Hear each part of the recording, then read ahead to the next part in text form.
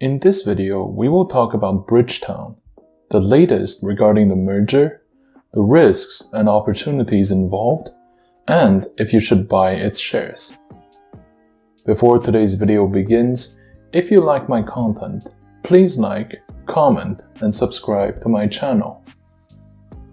Bridgetown is a special acquisition company whose purpose is to facilitate mergers with other companies so that they can become publicly traded without the complexity of a traditional IPO.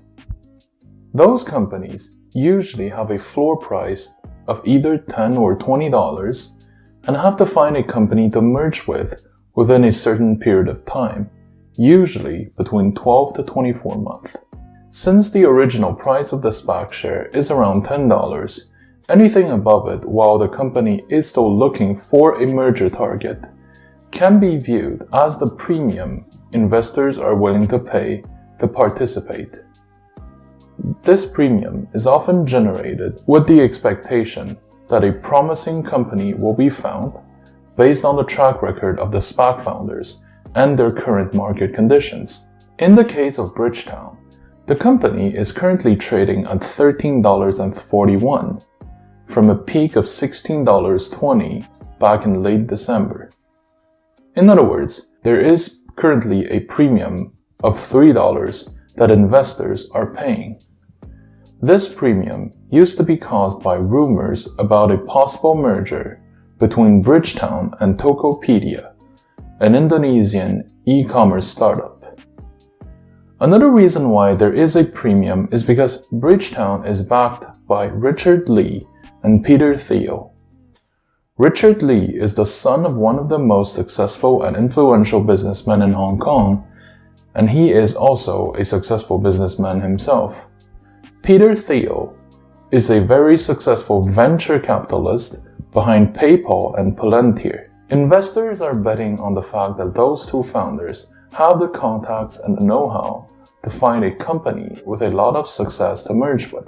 At one point, the stock price rose to $16 after rumors came out that Bridgetown is holding talks with Tokopedia in order to merge and allow the Indonesian startup to be listed on the Nasdaq. However, there have been a few weeks during which no further updates were given by either of the companies, and the stock price of Bridgetown then fell as a result.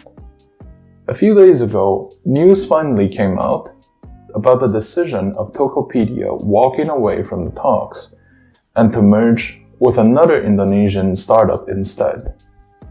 Of course, the price of Bridgetown has not suffered that much, since there is still a premium of more than $3.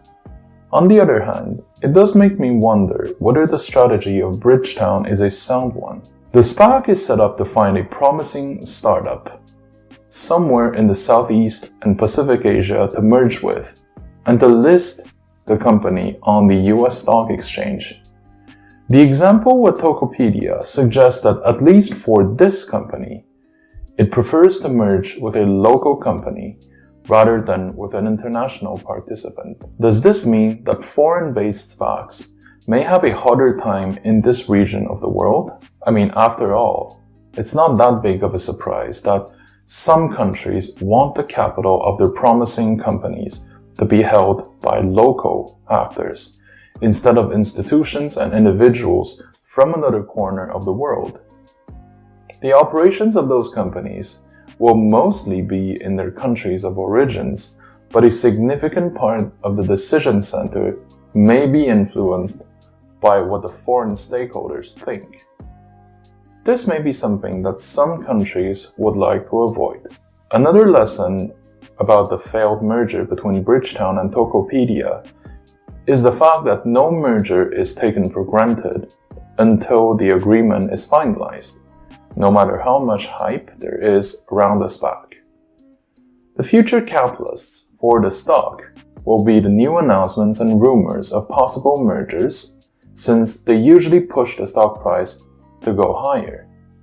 On the flip side of things, the rumors will also increase the risk for shareholders, since they may also cause the stock price to later fall if the rumors turned out to be untrue.